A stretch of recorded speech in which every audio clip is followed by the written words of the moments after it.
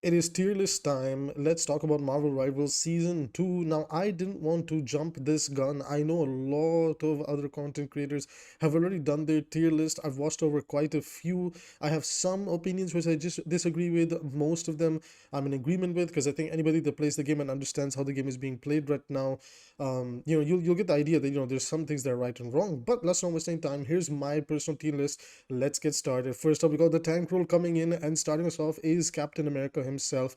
Sadly, I don't see it. I think Captain America is a C tier character. Problem with Captain America right now, both him and Bucky, it feels like neither of them have a team up. And the team up is actually detrimental to Bucky's playstyle. Assuming Bucky uses it to dive with the Captain America, he'll be in a lot of trouble. And Captain America typically, he, that Thunder team up he had with Thor really helped him. Not only does Thor have a really versatile playstyle, jack of all trades, master of none, dive, brawl, poke, a little bit of everything, it really fit in with Captain America's playstyle, who's a little bit more brawl and divey, right? So the fact he doesn't have that Thunder teamer for the extra breakpoints and everything, I think it hurts Cap a lot.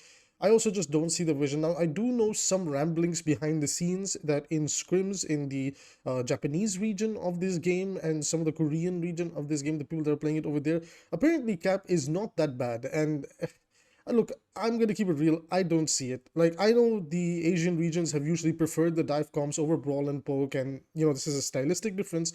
But specifically, I think dive characters wise, tank role wise, I think Cap is still the weakest tanks, and they cannot keep jumping around Cap's problems. Cap's problems are fully based on the fact that he doesn't have the damage in his kit. So I think when if Cap doesn't have, like, unless they give him proper damage buffs across the board, I don't see him working.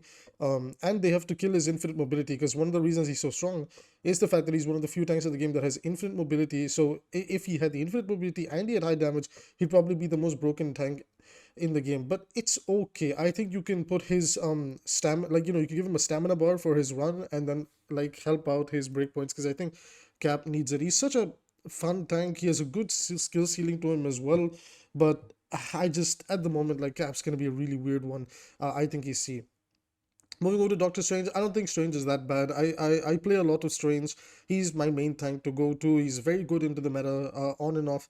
Definitely not in the top 3 tanks anymore, but I will say he's at least in the top 5. Like, he's not that bad. I think his nerfs are a little bit exaggerated by the community. It does suck. You do feel it. I fully agree. But I still think he's not that bad. There's a lot of things in the game right now that he is good into, and there's a lot of things in the game that he complements. The Scarlet Witch team up is also absurd if you have a good Witch player that knows how to use her movement and delete things with that. So it's not all that bad. And also, Scarlet Witch is one of the few characters in the game that can just contest the support ultimates, and Strange can help set up in a lot of ways for that too.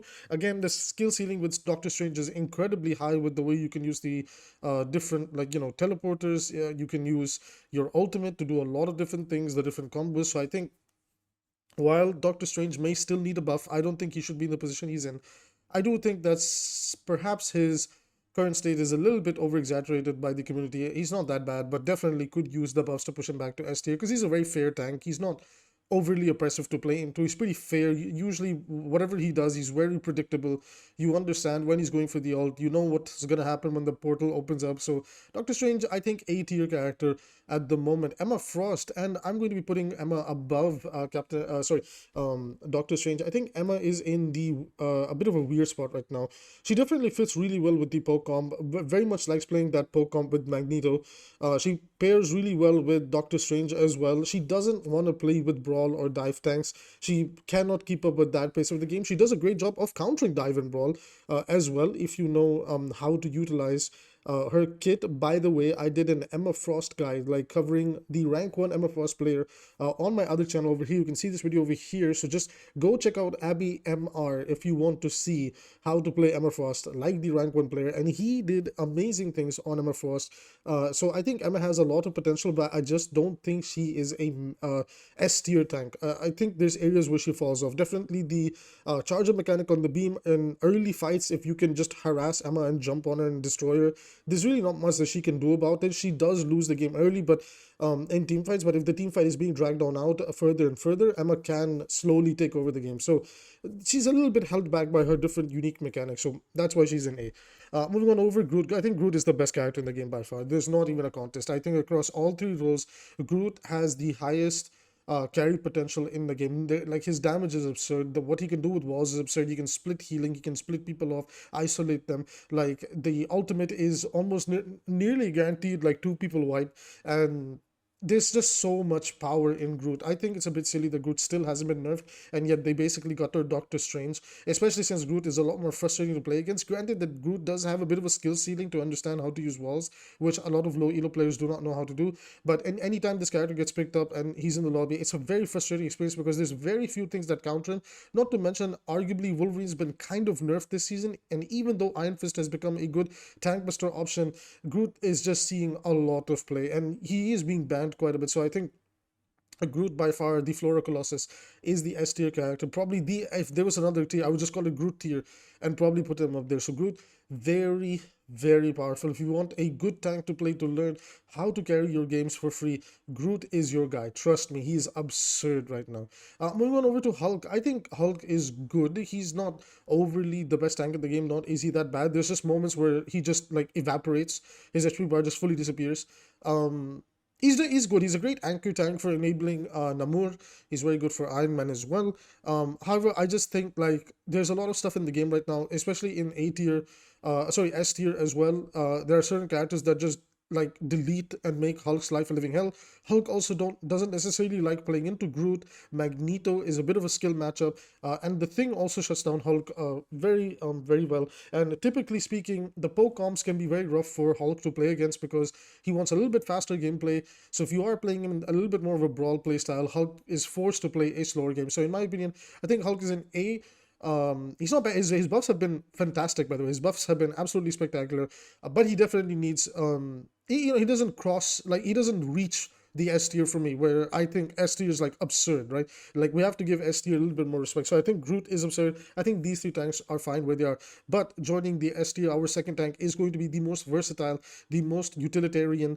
But is that even a word that I could use here? But he's got utility, he's got versatility, he can fit into every comp, he can fit into almost every situation, he can counter so much in the game with his own ultimate. He's one of the few tanks that can stop support ultimates. Ladies and gentlemen, it is Magneto. Magneto is by far one of the best characters in the game as well, right next to Groot up there, and I just give you all the reasons why. If I need to explain why Magneto is so strong, he's got great poke, great damage, he's got an amazing ultimate that can shut down so much shit, he's got so much like utility in his personal barrier, then he has the two bubbles he throws out, to himself or to a teammate. Then if you have the Emma Frost team up, he becomes even more oppressive in the way he can hold a choke. So very, very strong. So again, another character, if you're trying to learn a tank to carry your games, Magneto is your boy. All you need to get good at on Magneto is landing your direct hits, because the rest is just cooldown management. Okay, now Penny Parker. I think Penny's bad. I think the buffs helped Penny quite a bit, but they're coming up very infrequently. The headshots, because they're coming from two different shoulder pads, they go their own direction.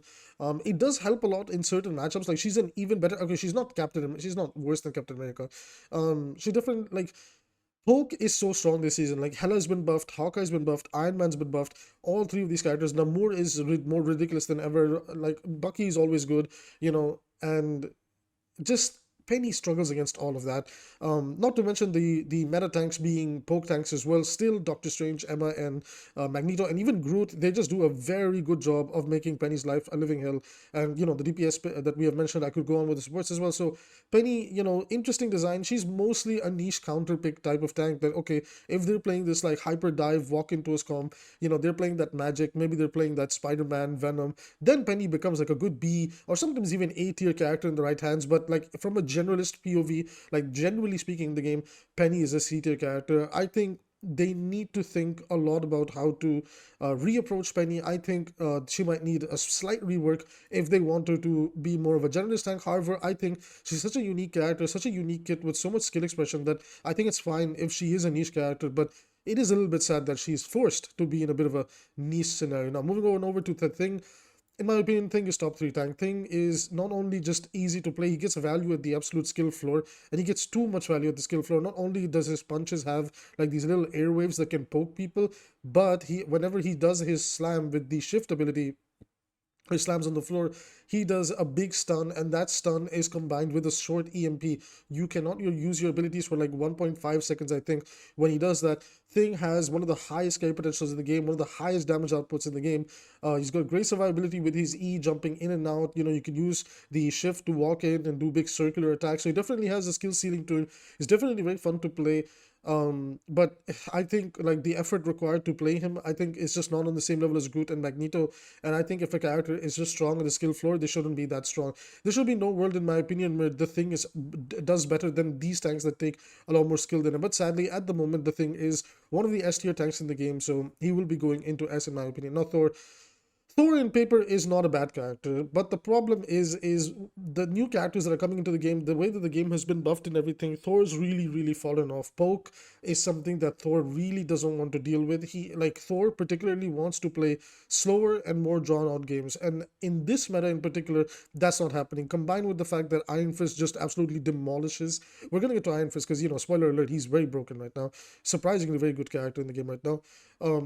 Not just that, but Thor has a very poor matchup into all the meta tanks. Like, he's not that bad into Groot, but a good Groot will know how to isolate you and just make your life hell.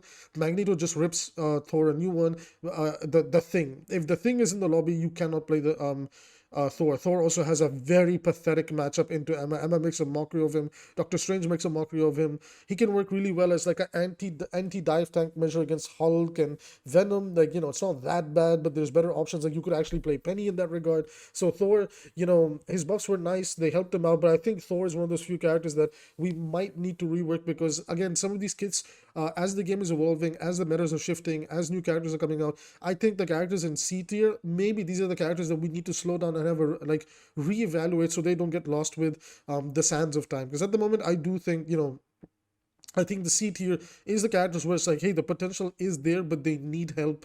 They need help in their kit. So at the moment, that's where they are. Venom is actually unironically S tier. I think Venom is actually one of the best tanks in the game to play right now. He's a great dive tank. He's got great survivability. He's got great damage. He pairs really well with a lot of the support ultimates in the game, enabling you to do a lot of one-shot combos. Pretty much it just comes down to like the Venom player themselves. Like, if the Venom player is good, understand what he needs to do, he's great. And if he's got a nice Spider-Man and Magic on his team or Iron Fist on his team, that can jump in with him, or even a Star-Lord, and you're doing great dives, you're gonna have a fun time. You particularly when you're playing Venom, you want the Thing on by your side to dive with you, because the Thing is very versatile and how you can play. Or you want a Hulk at your side so you can just dive in. So Venom, he really does want these two tanks by his side. So I think Venom, personally for me, in my opinion, I think he's an S tier tank, just because out of all the dive tanks, he's very good and he just enables the Spider-Man team up, and he's very versatile in the way he can fit into different comps. He also works really well with Magneto. At the tournaments, we've seen like the Magneto dive comps kind of come out as well. So Venom, very good tank. Moving on over to Black Panther. This is specifically the Black Panther tier. Black Panther is like absurdly garbage.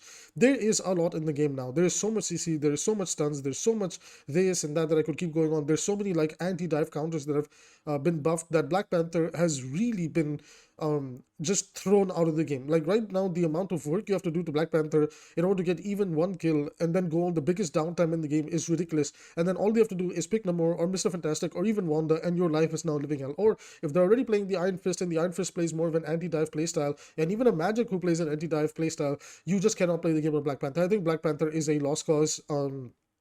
They need to genuinely reevaluate how they want Panther to play in the game. There's a lot of different ways that they can take him going forward. If they want him to pretty much be a dashbot, I don't see him succeeding at all, unless he's just hilariously oppressive and then he just turns into like the wrecking ball of this game, where he just does whatever he wants and server admins everything, or he just falls apart because his kit is absurdly weak. So Black Panther, I don't like where he is. He's a high skill hero. I think he should be allowed to thrive a little bit.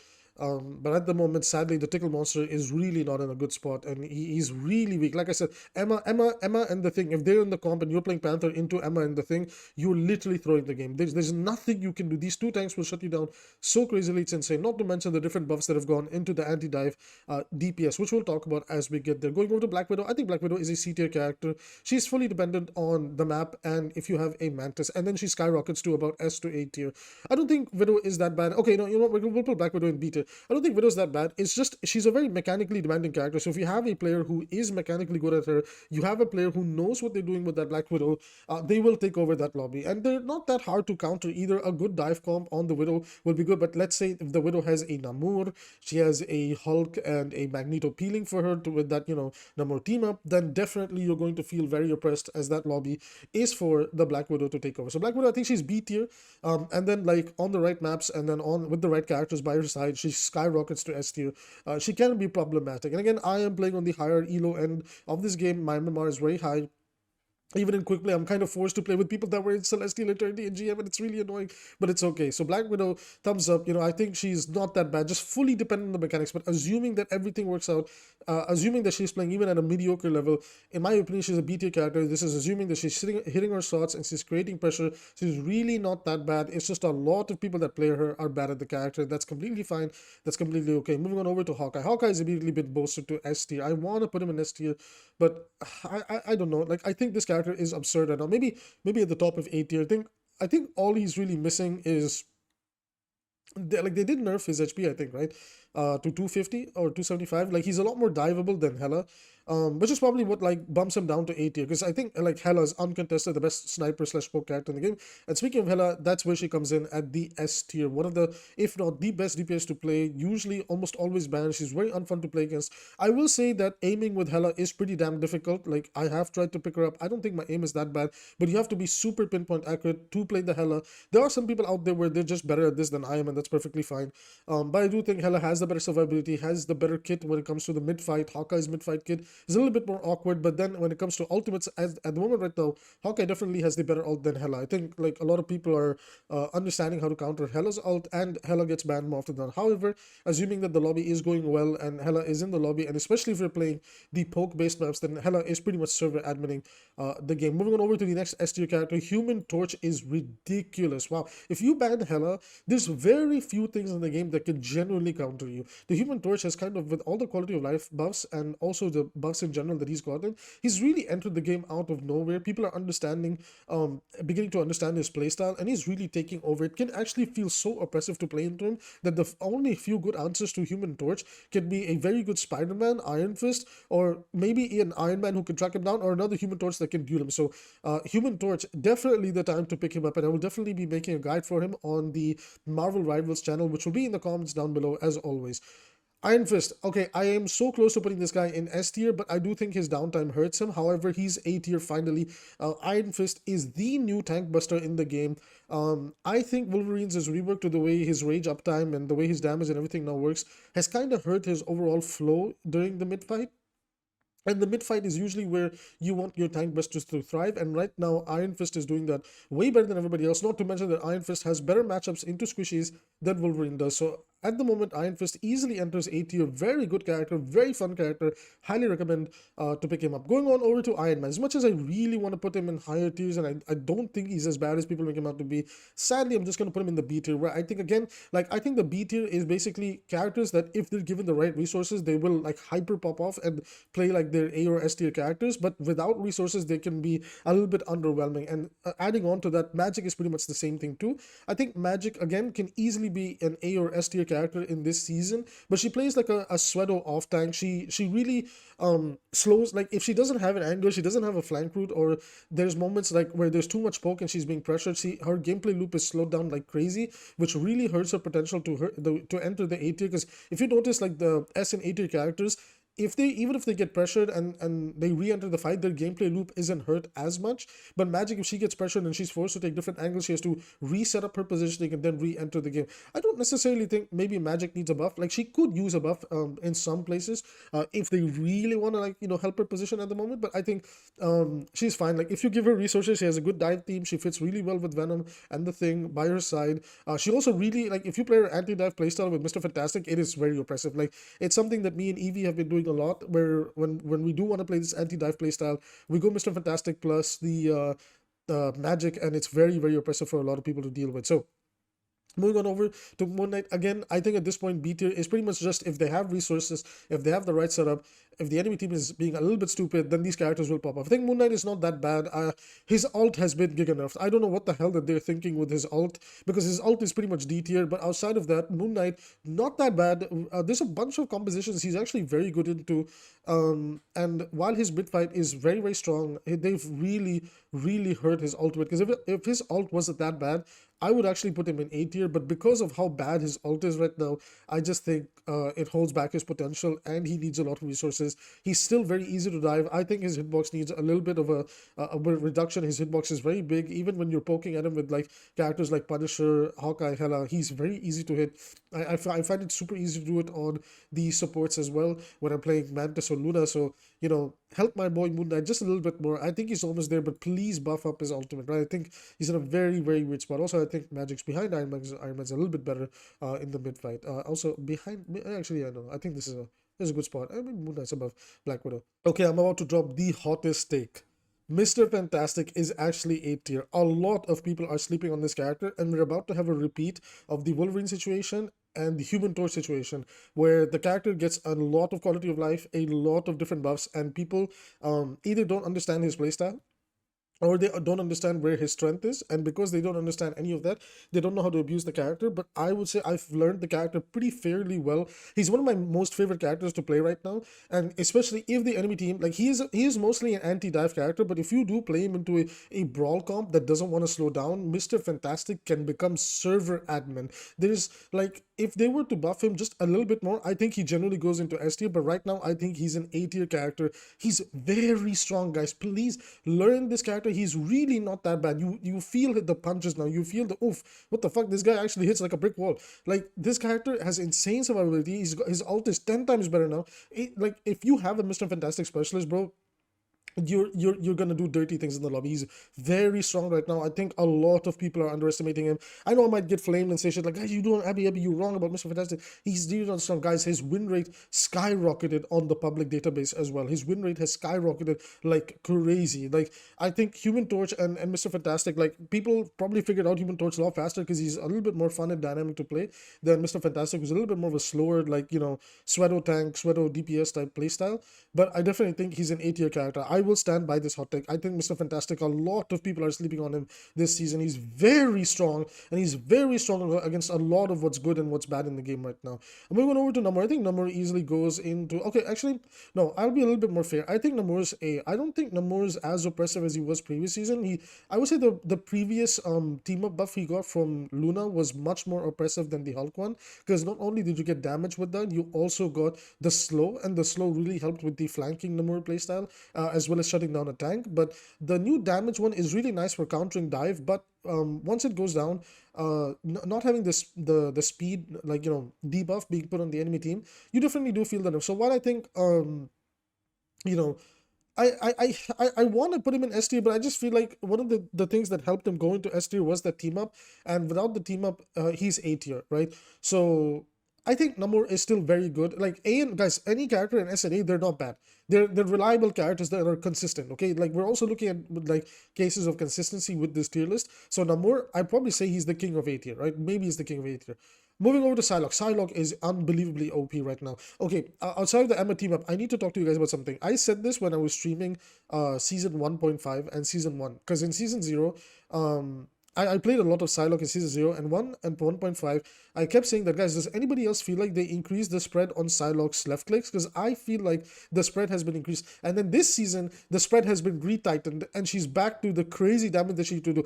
Guys, they shadow buff and shadow nerf things in this game. They shadow buff Penny's healing on her right click webs as well. And there's like some text you can do with that now. And it wasn't mentioned in the patch notes. And I'm fairly certain the shadow buffs and nerfs to Psylocke in the past season were that they increased her spread a little bit. And now the spread has been reverted, and she's so good. And they've also shadow nerfed her ultimate 2 times now, where the window to countering her ult and before she enters the ult animation is much higher. It's like she does it a little bit slower. I swear to God, I don't think this is placebo. I'm fairly certain they have nerfed Psylocke a little bit here and there, but they haven't told people. But when you're playing the character and you've put in as much time on her that I have, you actually feel. So Psylocke, outside of all of that, her mid fight potential right now is absurd. She's very good.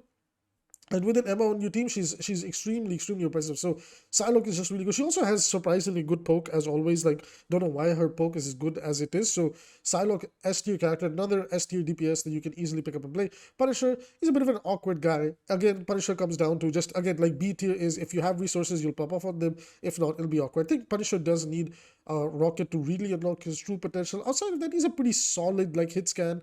Actually, I'm gonna put him behind everybody here because his he is sustained damage most of the time, and that sustained damage can be either good or bad, depending on the scenario. So he's okay. He's okay. He's like, he's alright. Like, you can play him if there's no other choice, because Hela's gonna be banned most of the time, and then if Flyers are there, he's probably a good answer to them. But yeah, next up is Scarlet Witch, and I'm going to drop the hottest take. People can flame me. I will take the juice, but somebody's got to spice it up. I think Scarlet Witch is A tier, one of the few characters in the game that can genuinely counter support ultimates. With her new team up, she puts out a lot of respectable damage. Of course, you're tied to Doctor Strange. I understand that. And to be fair, I would put her in B tier, but I think with the way the game is flowing in season 2, she's really not that bad. Okay, maybe she's the queen of B tier. Okay, B plus, A minus, that's where she falls into. But I think people are sleeping on Scarlet Witch way too much. I understand that you need Strange, and Strange is a little bit here and there, but I don't think Strange is that bad. And she's got a lot of text with the Strange portal, where if you ult before the portal and then pass through it, people don't hear you. You can catch people off guard. If you let the enemy invisible moment ult and then respond with your ult, you can do so much crazy stuff. The quality of life buffs they've been giving her, she's just so good right now. Like, she's at a different level when she has the team up with Doctor Strange, but even like generally playing her, like if you know what you're doing with her and you have the flank playstyle nailed down and how to weave in and weave out, you can do quite a bit on Wanda, but you're gonna have to hit the direct hits with her right click. So I don't think she's that bad. I think she's actually fairly good. She's definitely on the level of the B tier characters, I would say. Where if you have the resources, then you can definitely push the character a little bit further. But yeah, like she has her moments of downtime and where she falls apart to sustain as well. Let's not pretend like the healing in the game doesn't hurt her either. Going over to Spider-Man, I think Spider-Man is actually a very good character this season. There's a lot of stuff that he's good into. There's a lot of stuff that he's bad into. I maybe want to put him in B tier because he's very reliant on Venom. I almost want to put the two of them together, but I think it would be a little bit of a disservice to Venom because Venom can play the game by himself, but Spider-Man can't play the game by himself. It's very difficult for him to play the game by himself. But I will say, I will be fair, I don't think he's that bad. I think he could definitely play the game. He can definitely do a lot of things. He's a monster on the Hell's Hydra map and other maps where you can do the swing and pull combo. But in my personal opinion, you don't always have to do the swing uppercut into pull combo. You don't always have to do it. It is nice to know. However, I do think like he is fine. I think he's an A tier character, maybe A minus again, A minus B plus character, and he's fine where he is. Squirrel Girl. Okay, I see a lot of people underrating Squirrel Girl. What are we doing here, guys? Why are we underrating this character? She's really not that bad, especially with how much dive is being played and with how much brawl is being played as well. Like she shits on both of that, right? Dive is not necessarily meta, to be fair, but like Hulk is very popular. She just craps on Hulk. Like she's one of Hulk's worst nightmares. She has insane burst damage potential to burst down shields, and if you're playing her on like Central Park or any of the Midtown maps or the New York maps, she's just a monster on that map if you understand how to use her arc and trajectory over there. Like I don't know where all this like weirdness is coming from there, guys. I don't see anybody playing Squirrel Girl. Well, yeah, like maybe people, she doesn't really have a kit that's like super deep and she can get a little bit boring to play fast, but she's a very reliable A tier character. I'm not gonna sit here and pretend like Squirrel Girl is weak and put her in B tier. She can shine by herself. Her ultimate is a massive threat by herself. Like I'm almost willing to put her right behind these guys. I really don't like this revisionism out of nowhere that, oh, Squirrel Girl is bad. No, she's not bad. Let's stop pretending that she's bad. She is very good. All right, it's just like people just don't want to play her because again, like it's a very boring and like simplified gameplay loop. But in my opinion, I still think she's A tier. I've been playing her quite a bit. I have a very high win rate on her this season too. So I don't know, like, and I see her quite a bit. Maybe it's a stylistic difference. Maybe people in different regions don't want to play her, but there's people that are like, okay, I get this character. I'm a specialist on her now. Like, I want to push this character beyond. So I really like her. I think she's very good. I think that she's just being super underestimated. She's also one of the few characters that makes Groot's life a living hell. So any power, more power to her for that. Star-Lord, I think he's S tier. Star-Lord's still very S tier.